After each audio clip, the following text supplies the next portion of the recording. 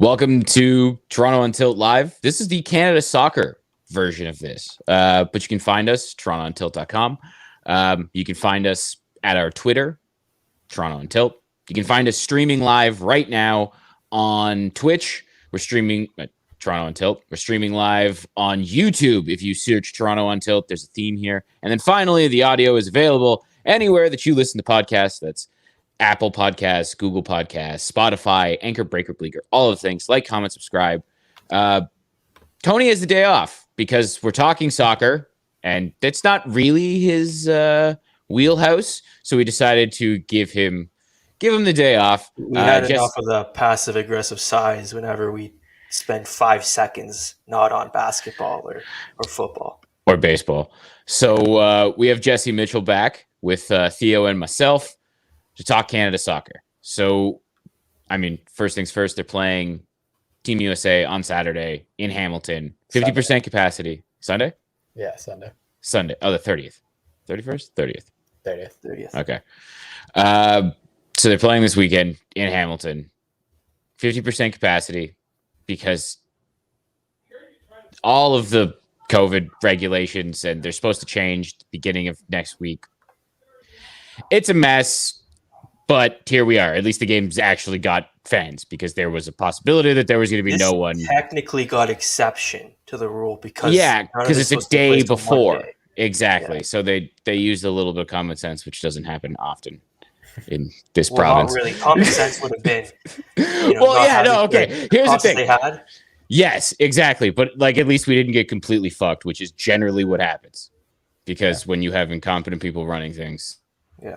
I actually heard before that this was getting looked at getting moved outside of Canada to do this. Yeah, I heard that too. Yeah. Which would have really been bad. Especially with a road trip where you already have 2 tough road games to play another one as a home game would have just been ridiculous. Yeah. But anyways, we can complain enough about this. We were lucky enough, me and Jesse, to get tickets, so we're okay. We'll be in the nosebleeds, but we'll be there. Yeah. I haven't asked you where we got tickets. I figured it was. Yeah, don't ask.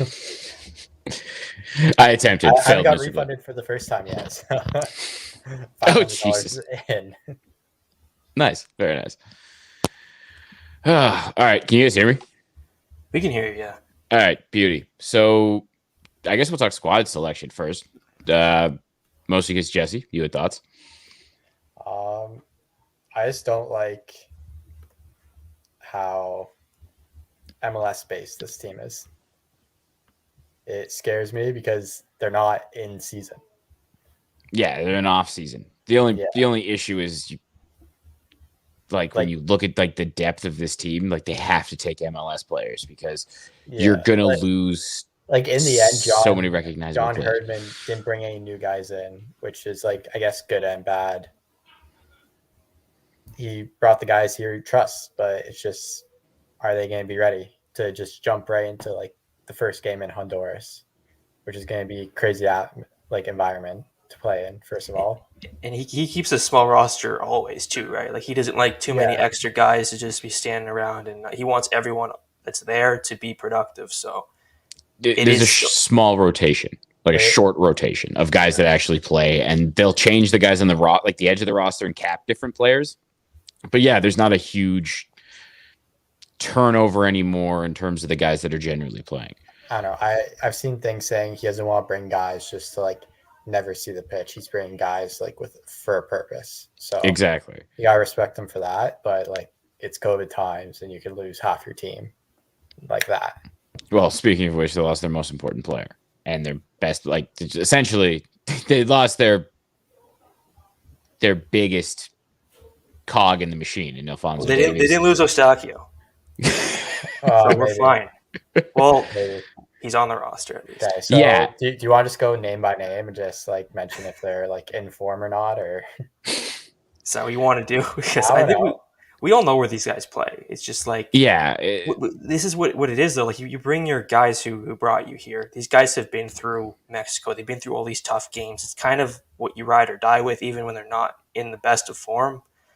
And hopefully this first game can act as I know we're playing in a very tough environment that we don't have success in, but it's not like we're starting with the U.S. It's going to be a game where we're not going to have the best team right away, so it'll be a decent lead-in. But I mean, like, what else would you do, Jesse? Like, who on this roster specifically do you think should not be on it, and who should they have been replaced with?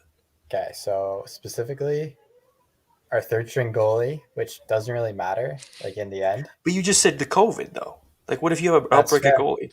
That's fair, but yeah, so that's where I disagree a lot because they have James Pantemis, who plays in Montreal, and Dane Sinclair, who plays for Minnesota United in the MLS, and two young guys they brought on to the club before.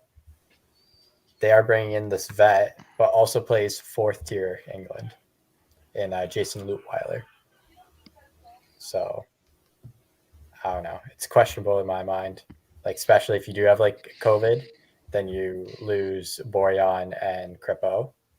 They're like, yeah, I don't know. I also had a question on how they avoid, because like in the NFL, Steve, how they keep quarterbacks separated during this whole COVID thing. When the NFL was actually tracking it, they would keep the quarterbacks in like different rooms. Yeah, so they wouldn't have them all together. So is that what they're doing with like the goalies too? They just I have no idea. Different parts of the pitch. They'd have to have their own sort of containment, but considering their goalies, it's not like QBs that have meetings, so like you could keep them separate. It would be a lot easier to keep them separate. And in terms of training, you literally can keep them at opposite ends of the pitch, and then the third guy can play on a backfield.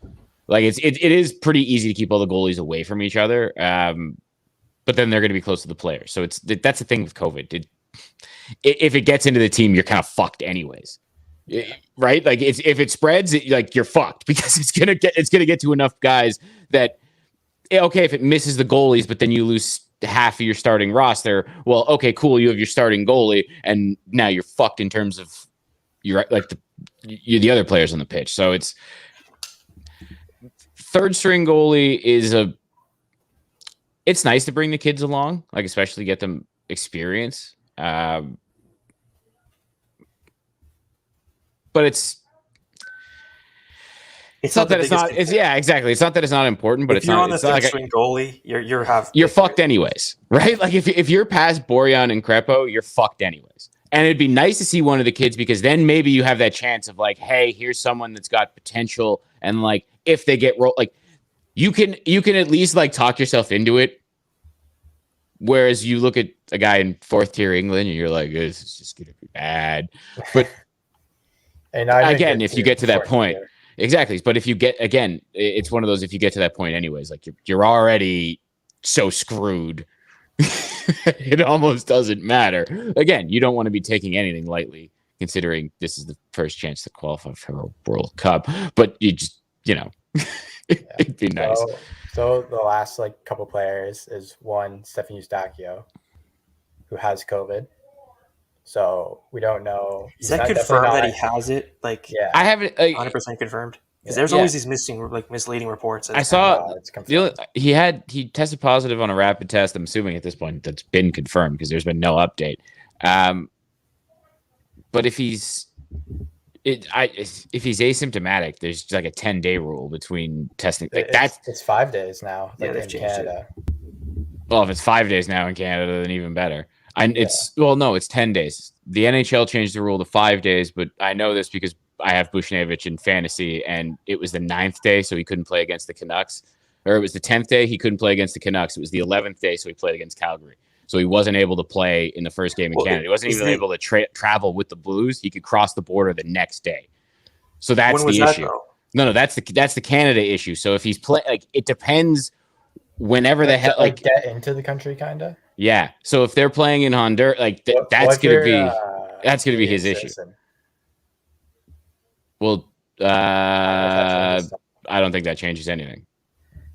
Just based on the fact that he's coming in for it's the same thing again with the NHL. So Buchnevich is a Russian national, but I don't think it would have mattered if it would have been a Canadian player.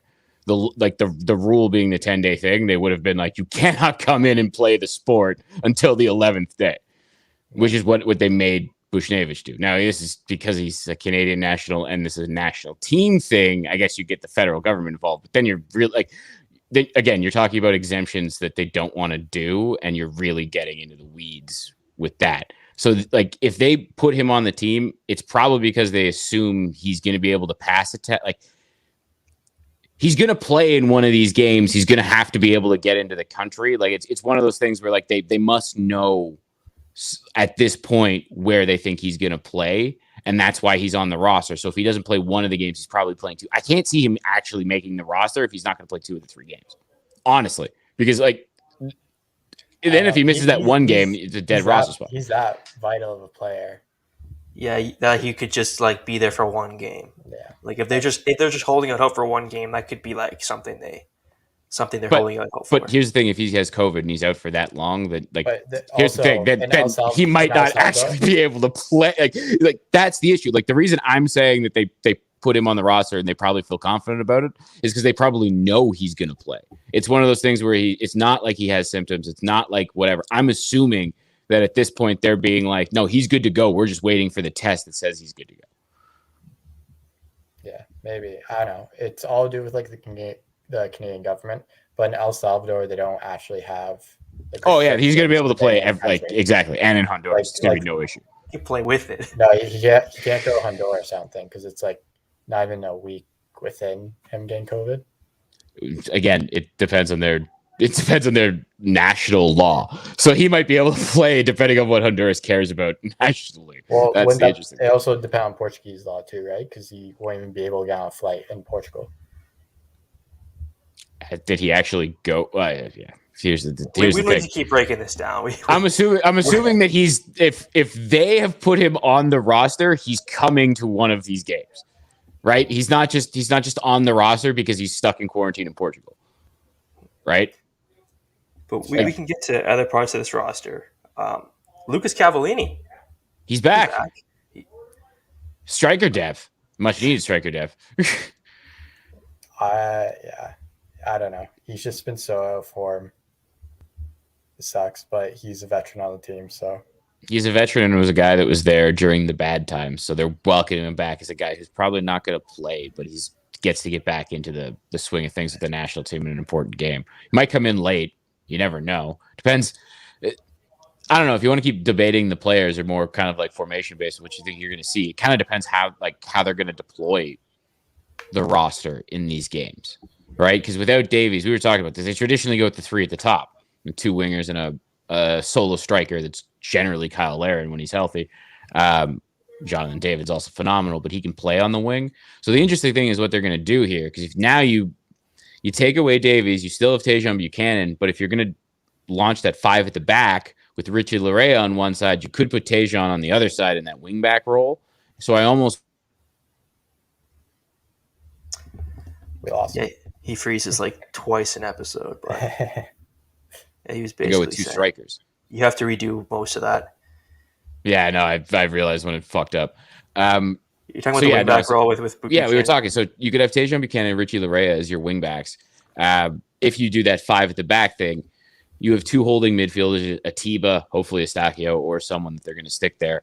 And then it's generally 3 at the top because it's generally Davies, Tejan Buchanan, Kyle Larin in the middle, or Jonathan David. But because you have Larin and David's in such good form, and Larin's been phenomenal for Besiktas and for Canada, that maybe you go two strikers with a number 10 behind them as your 3 up at the top as a more narrow formation. But then you're really putting a lot of pressure on Richie Larea and Tejan Buchanan.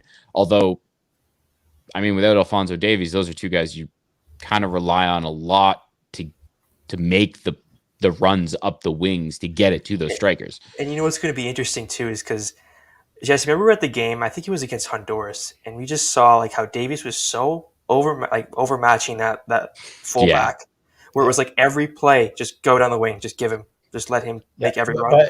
But Tejan can do the same. That's what I'm saying. They can do both. They can actually mix it up now, where it's like you don't know. It's not just a one-trick offense where everything's going to come down the one wing. There's going to be more balance in this, which should make it more interesting and to see how Canada does it, because they have the depth at forward and the talent like all around where they're able to do, to attack from wherever they want. But so before talking about Cavallini, he's the perfect guy to throw in for the final 10 minutes. I forget which game it was. But I remember he got thrown on and he just killed time. And really like ticked off the other team with his like time wasting. He's like a big guy. Yeah. Exactly. He's a poacher and he's a big dude. So once he gets it, it's hard to take the ball off him. speak Spanish. You can talk shit in their native tongue, so that's awesome. He's going to be chirping a bit. No, that's a great reason just to have him on the team. He can warn them when the piss is coming. Yeah, exactly. He can just scream. He'll be on the sideline screaming "duck." The piss bags come in. If you don't know what we're talking about, that's like a legendary thing in Honduras. Is guys throwing South America in general, having bags of piss thrown at you with these games.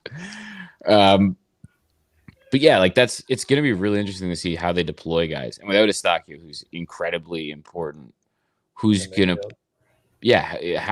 play beside him, and how are you going to deploy Tajon Buchanan without Alphonso Davies? Like, well, even the central three, like I just assumed it was going to be the guys that they've gone with Kamal Miller, Steven Vittoria, and Alistair Johnson. But you were talking about was it MacArthur?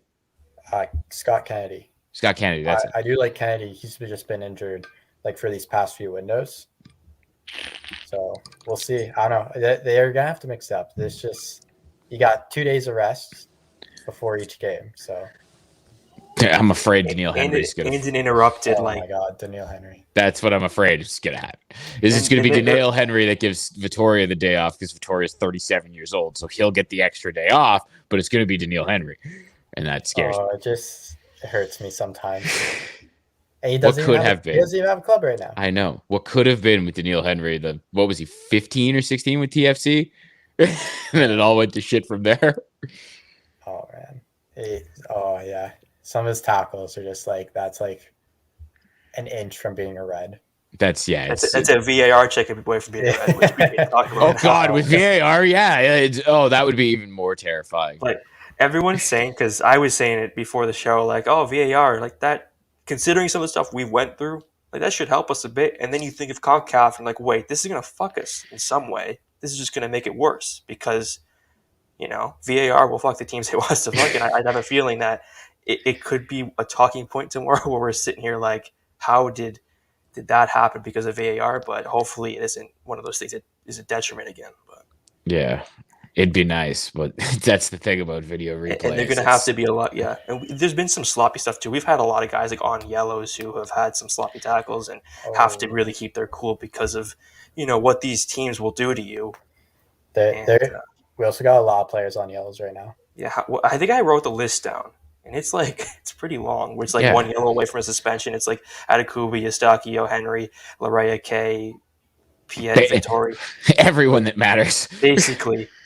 So it's like really like, and that's another problem with the first game with Honduras. As we were saying, it's not like the U.S. first, not the hardest game, but it is the game that's going to be the most challenging physically, where these players will try to needle you. They're literally like about to be eliminated. They need to win this game just to stay alive. So there will be everything coming at you, and they will be trying to get, draw yellow cards. And I think that, with some of our players' temperament, that could be a problem. So the thing with Honduras too is their attacking front is very good.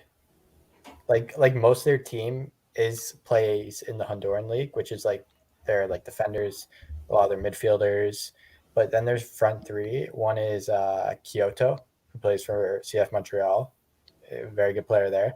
You have Albert Ellis, and he plays in somewhere in France in like Ligue 1. Then I forget their striker, but apparently he's good. So they're going to be really good on the counterattack.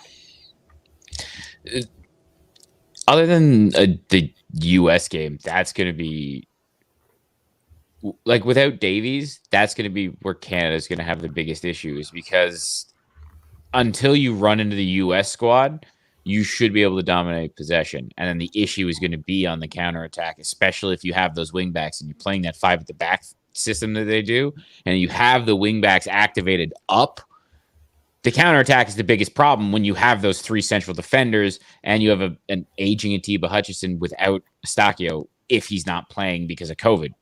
Right? Like the counterattack is going to be the biggest issue. And if you have a team that has their best players as their attacking players and they decide to sit back in a shell, that's where you could have your biggest issue before you even get to that USA game, where you have a team that can sneak one early on the counter. Because that would probably be Canada's, like that would be the worst case scenario. Is Honduras pops one early on one of those counterattacks. That's what they did in Canada, right?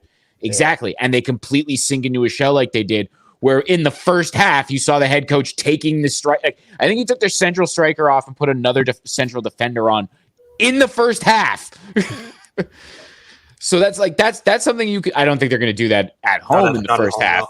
No, but like if they score early, they could sink into a shell, and then it could be a hell of an issue because like you're gonna dominate the possession, but without having.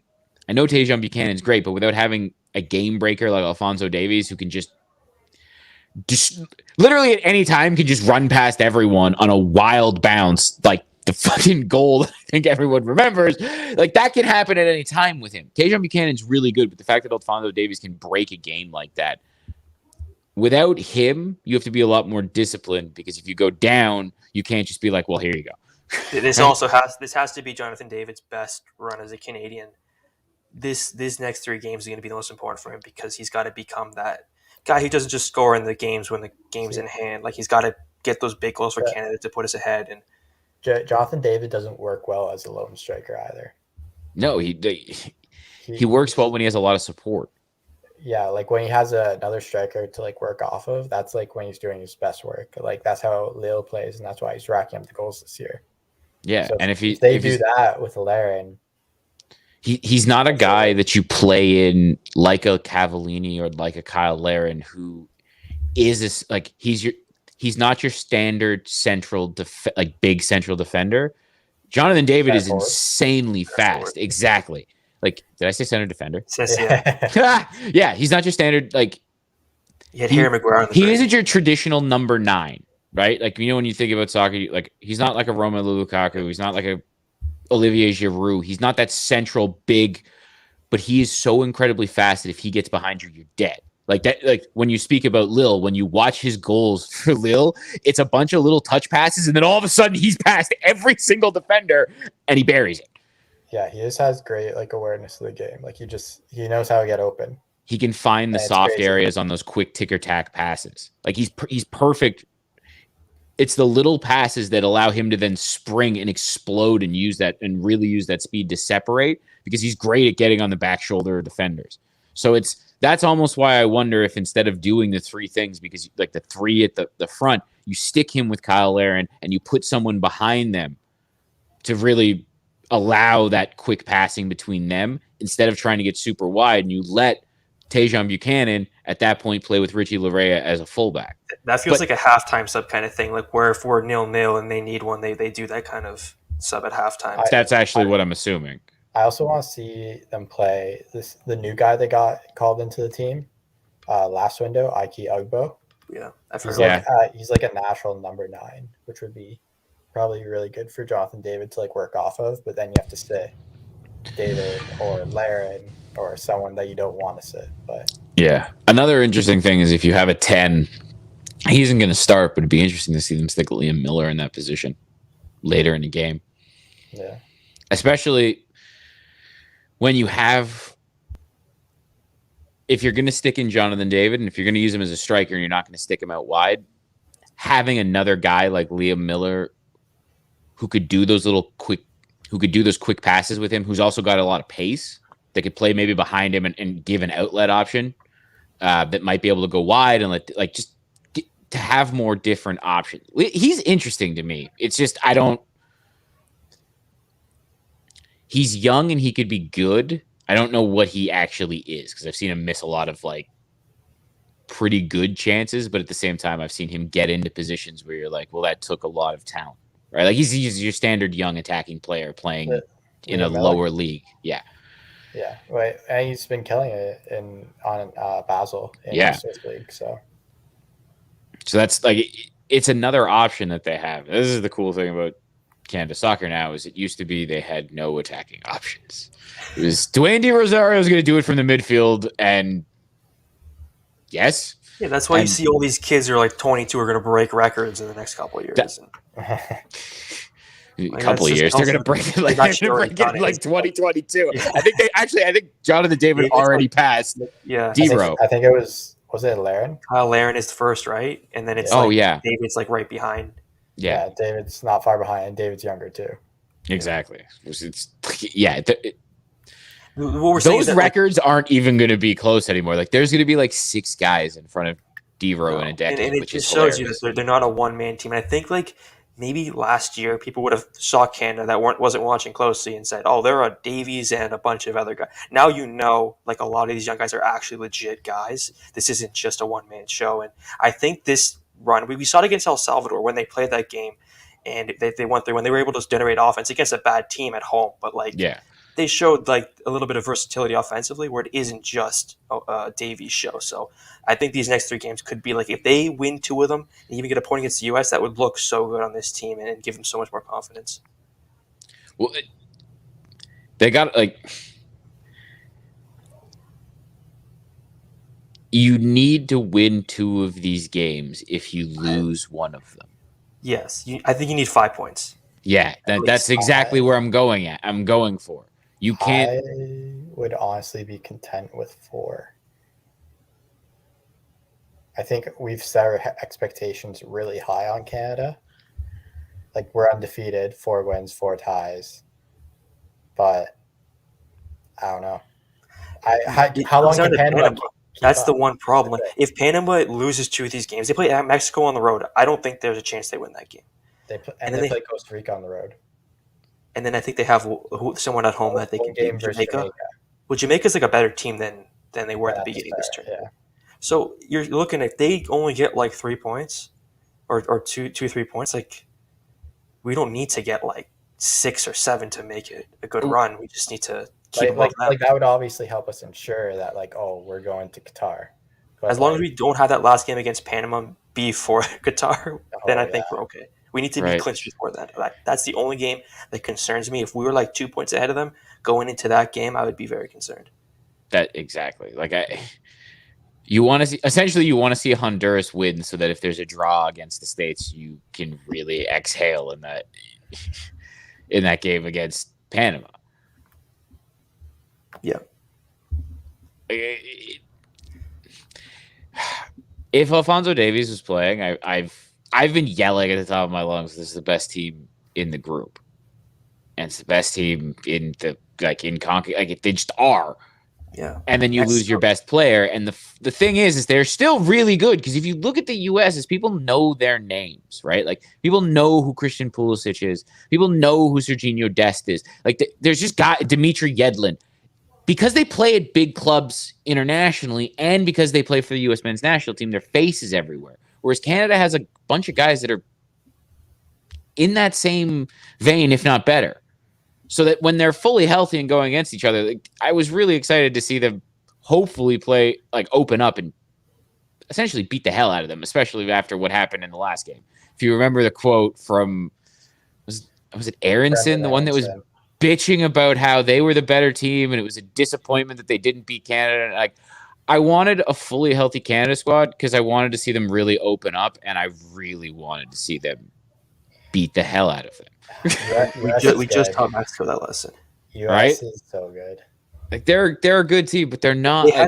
They're starting to get back into what they were. The beginning of this tournament, it was like, oh my God, the U.S. is having so many issues. They were drawing out in Honduras and El Salvador. They're having problems getting points. And now I think the last run, they beat Mexico. It feels like they're starting to become, what they're supposed to be. But you'd also seen the Canadian team kind of take those steps as well and start to really put the wood to some of these teams. It was building to where this game, if fully healthy, this was supposed to be the 2 best teams in the group, essentially. Going at it, and this was putting the gauntlet down of who's the best team in the group. And now you lose your best player, and you're still very much in it. It's just it's a different game. You're not going to play as offensive. Dominant. Yeah, it'll be like they'd have to nick one and then try to hold it. And exactly, it changes the dynamic substantially. U.S. game's going to be a battle. That's for sure. It's not like again, Davies not playing against Honduras sucks, but it's not the old days because you can talk about Tejan Buchanan and Jonathan David. Exactly. There's so many guys that are in the Champions League doing things. You know what or were in the Champions League doing things, doing it at the highest stage you can possibly do it at. So they have the depth. It's just that's the key game. And I think you're going to see a different game plan without your most important, most talented, whatever the hell you want to call him, because he's the best player on the pitch. And I mean, you can argue with me if you want. Christian Pulisic is, I guess, the closest one, but he's not in the same league. If Christian Pulisic just played every game, I feel like it would be a lot closer. But he's on such a stacked Chelsea team. If he would have stayed at Dortmund, he probably would have developed better because the whole team would have gone through it. Well, not the entire team, but a lot of guys would have gone through him. Like a lot of the offense would have gone through him. But he's on a better team playing with higher talent, but he doesn't play as much because there's more competition. That's actually the reason why I think Davies is better, is because he, even though he's playing out of position, got the opportunity to play every single day for one of the best teams in Europe, and then had the ability to grow into this, right? So a lot of it is just opportunity. Yeah. But I do think that when he's healthy, it's not even particularly close. I mean, it could be eventually, but I don't think it is right now. Because I think you're talking about one guy who's, again, in the world 11, and a guy who's like a talented young player who's playing for one of the best teams in Europe, but one of them's already on the world starting 11, and that's not even his natural position. Like, that's the wild thing about Alphonso Davies that I like. It's hard to wrap your brain around. He's playing out of position at his club team, and he's considered the best left back in Europe. It's hilarious. Like, that's how talented he is. So, what?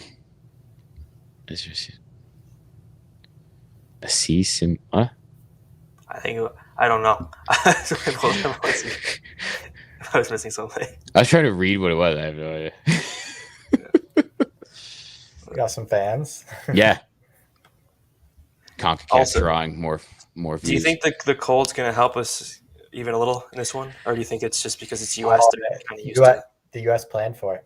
They set their games like north of like the U.S. Like they're playing in Columbus and Minnesota. It's going to be just as cold. Is it as cold there as it is here now? Yeah, like here right now, maybe it's a bit colder here, but like they'll be playing in like freezing temperatures already. So nothing's going to be what we did November. You have guys that are from probably Minnesota, the Dakotas, that grow up in Western New York. I know you would at least there are places in the U.S. that get just as much snow and get just as cold, if not colder, as Canada does. So it's not the same as when you can bring Mexico into Edmonton I know it was November, but it was still fucking snowing, right? It's a different thing. I don't even know if they were going for the cold aspect this time. Like, I honestly think it was just due to travel. Like, yes, because they were all complaining, saying, "Why are you playing South Dortson? Play it out west and make it." It's like you can't go to the West Coast and then come down to the East in like 2 days and get used to it and acclimated. This has to be like in the same time zone for this to work. You're also talking about pitch quality. BC Place is different. Didn't Herdman say he tries to avoid that? Like, he doesn't want them playing there. The pitch isn't the greatest. It's not really a soccer pitch. It's a CFL football, right? Like that's kind of the issue there. That's another thing, and you would have other teams probably have a problem with it. When I say other teams, I mean specifically the U.S. would have a problem with it. Embarrassing for Vancouver when it's like, we were going to play in Edmonton because the field quality is so much better. Yeah, right. That's got to be a tough one to swallow. And the thing is, too, because these March games are going to be in Toronto, too, and that's going to piss off the West Coast as well. Like, it's going to piss off the rest of Canada. Most of the games are going to be in Toronto. What are you going to do? Well, we'll see, I guess. Well, if Ontario, yeah. I hope they're in Toronto because I might be able to see one of them. We've already been to 2 games now. Yeah, 2 games. 3 on Sunday, and it'll probably go to. Is there one more home game on the next stretch of games, or is there 2? One more versus Jamaica. Yeah, that'll be a fun game. Yeah, to see, well, I don't know. I guess that game would depend on like where Jamaica's sitting, because Antonio won't come if he has like no shot at making exactly. If they're already basically eliminated, there's really no point for him to play that in that game. Yeah. I don't think probably Leon Bailey might not even get released at that point. Yeah. Right? Because like you're talking about it that like European clubs that are like not Dortmund. It's they're basically Aston Villa. Huh? No. I'm talking of Bailey. Yeah, he plays for Villa. Aston Villa. Yeah. Leon Bailey. Yeah. I know Antonio plays in England. Antonio plays for West Ham. Bailey plays for Aston Villa. I thought he was still in. I thought he still played for Stuttgart. I thought he was still in Germany. I'm looking at it right now. He plays for Villa. Okay. But Leon Bailey was supposed to be so good when he was with Bayern, but he was also like 17, and that's what happens with all those Bayern wingers. Because if you're not the best one, you just don't play. Leroy Sané doesn't even start. You guys know if Jamaica has fans right now? Because they didn't when we were there, and they have the game against Mexico tomorrow. Which, if they can like pull a miracle off, they're kind of in it still. They need to win though. Wait, who? Jamaica? Jamaica at home to Mexico. That's like a tricky little spot for them if they're right and Mexico's still reeling. I know. Yeah, but that field in Jamaica is also an issue. Other than El Salvador and Honduras, Costa Rica and Jamaica can push for that 4th place. If Panama falls apart, yeah. And teams are going to be more motivated because their 4th place, like, intercontinental duel is versus Oceania, which is pretty much New Zealand. Exactly. Who has, like, 1 or 2, like, talented players, but... Aren't they, like, 100th in the world rankings? Yeah, but they also never play games, so... They do have, like, Chris Wood, who's on Newcastle. Sarpreet Singh's in the Bayern system. Probably in the youth team or the B team, you know what I mean? Yeah. Yeah, but this could get weird. Like, if Costa Rica beats Panama and somehow Jamaica pulls the shock against Mexico, this is the first set of games I'm just looking at right now. Just thinking, like, I assumed it was a 4-team race, but if Panama's having the issues they're having right now and they just completely fall apart, then it opens up like a team like Jamaica, Costa Rica to make that run again. The problem with this too is it's CONCACAF. Anything can happen. Like, shit is so wild. These pitches, like you've seen some of the condition of some of the pitches. Some of the home fields are like the home field advantage is so pronounced because of how insane the crowds are. Like, there's so many wild things that can happen in CONCACAF. That's basically why I wanted to ask you guys because I assume a lot of Canadians who don't watch much are just saying, okay, Honduras, we're probably going to beat them. If we get a tie and it's like a ugly kind of just grinded out game, are you going to be like, a content kind of feeling okay going to the next game, or will you be like, oh god, here we go? 4 points. That's all that matters, any combination of it. Yeah, I honestly think 4 points, I'm content. Everyone wants 5 because 5 would be amazing. 5 basically locks it. Like it. Yeah, 5 is like. This is why I don't like that. I've heard Wheeler say, if we beat Mexico, this is all we locked up. I've heard like we're going to lock this up if we win this game. The last 4 games, it's like, oh, we just got to win this, and it's going to basically be clear for Canada. Yeah, and then CONCACAF happens. No, exactly. And then CONCACAF happens, and then it goes from, okay, these teams are going to break away to, oh god, it got all muddled again. Right? Because then Panama starts winning.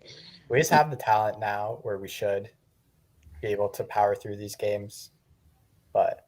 And you want to clinch as soon as possible because then you could say what Jesse was saying, get a lot of these younger guys into this squad to get real experience. Like that's when you secure your spot early, that's what you can do. Exactly, and you can take some of the mileage off of the guys you're going to need that are playing for major clubs now, right? Because you have more guys in Europe. It's not just the guys in Turkey and Davies. Now you've got Tajon Buchanan out there, and more guys are going. Richie Laryea just left. Like, you have a lot of guys going to European clubs, so it'd be nice that at the end of the window, maybe you can give some of those guys off so that while they're playing for their clubs, they don't have to play as much for their country. And Liam Fraser just went over to Europe as well. He's playing for like a second division team in Belgium. Is he playing for Genk? He might be playing for Genk. Someone on that team is. Ike Agbo. Oh, okay, that's it's hilarious how many guys end up in Belgium from Canada.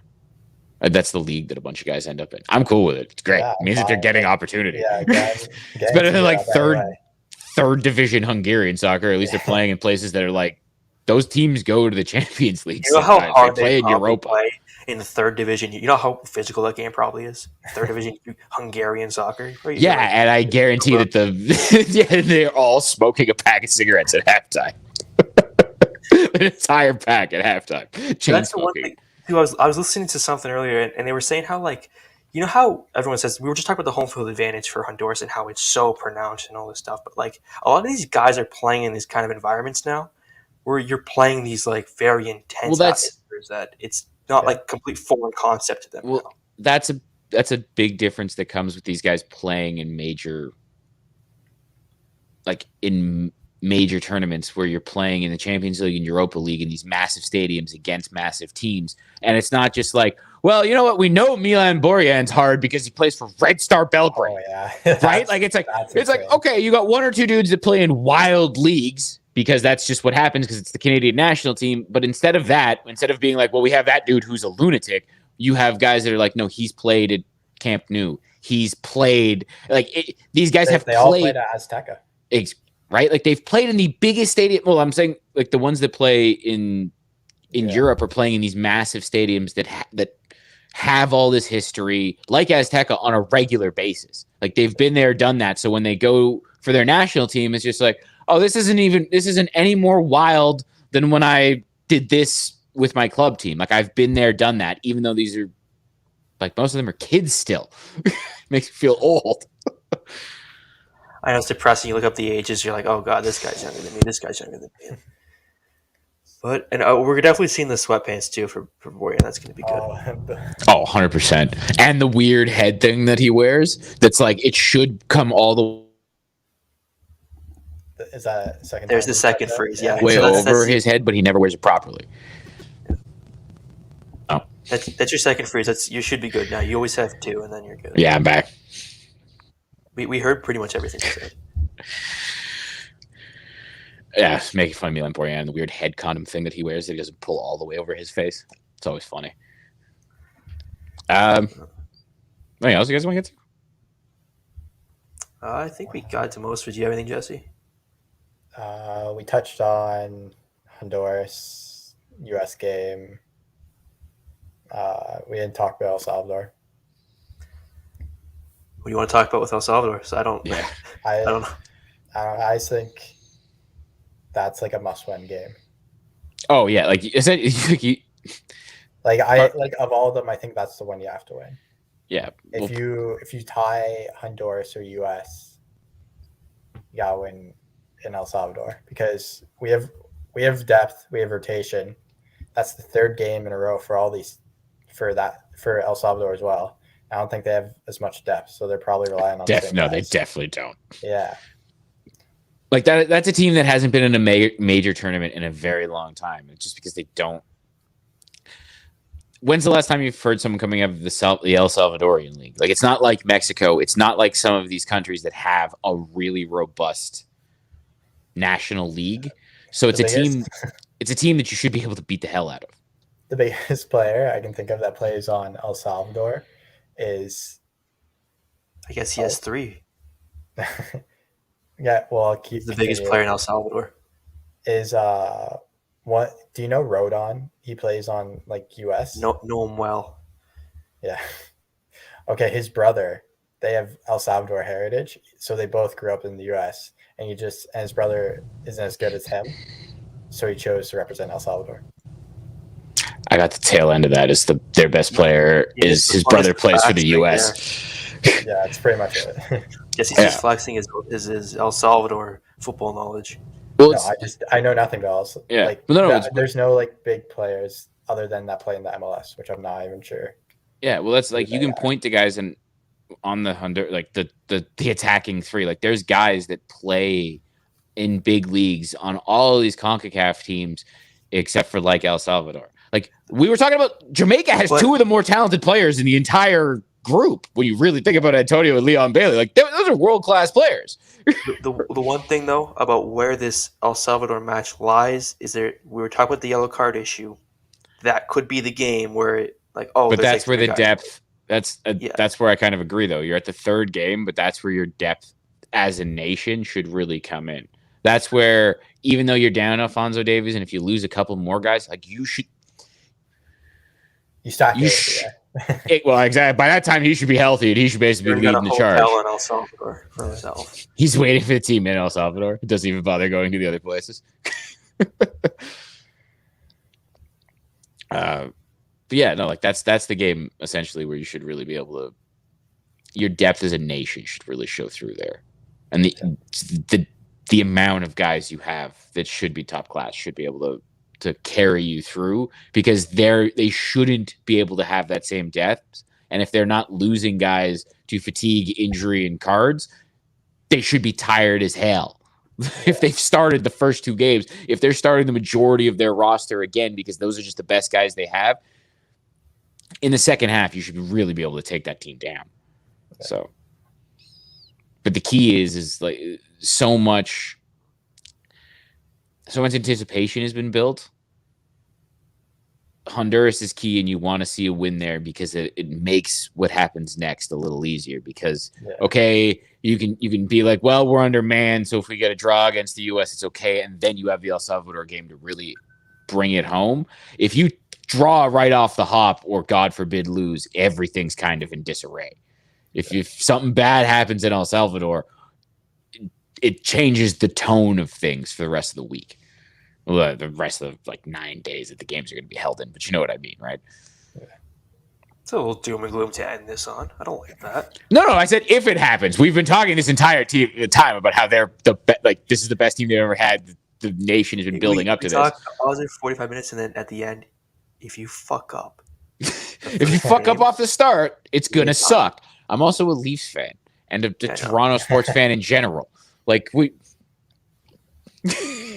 You talk about this like there aren't any scars here, Theo. Do I end off? Everyone guess best player of this window. Jonathan David. Yeah. Kyle Larin. I believe him. It's probably easy, but Kyle Larin. They're both kind of easy picks. We really go on the limb. We basically just picked the Lucas two. Cavallini. I'll go Lucas Cavallini. Why not?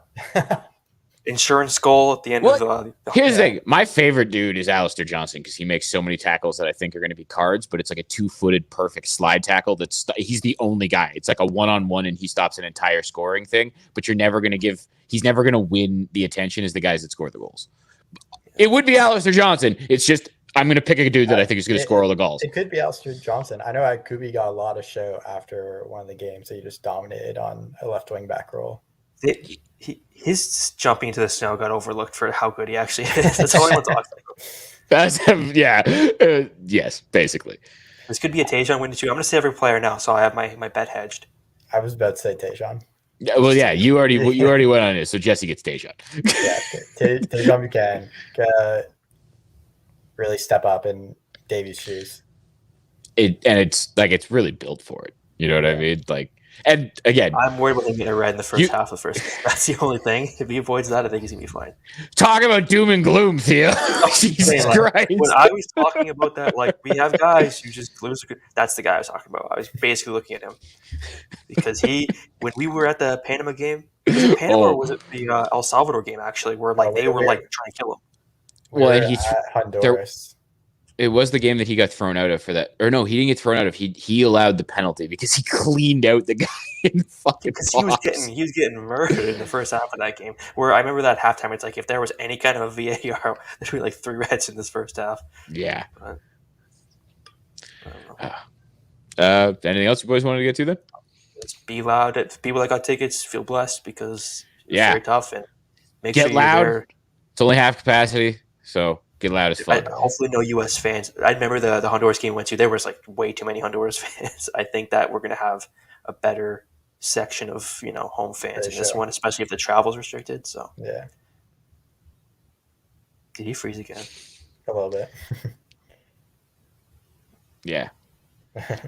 Yeah, I did. So my internet hates me. So I'm going to try and wrap this up and not throw in. Exactly. I'm not going to throw in any more comments. I'm just going to go immediately to wrapping this up, and hopefully I get through it before my fucking internet cuts out again. This has been another episode of Toronto on Tilt. This was the Canada Soccer live episode. But as always, you can find us at our website, torontoontilt.com. You can find us on Twitter at Toronto on Tilt.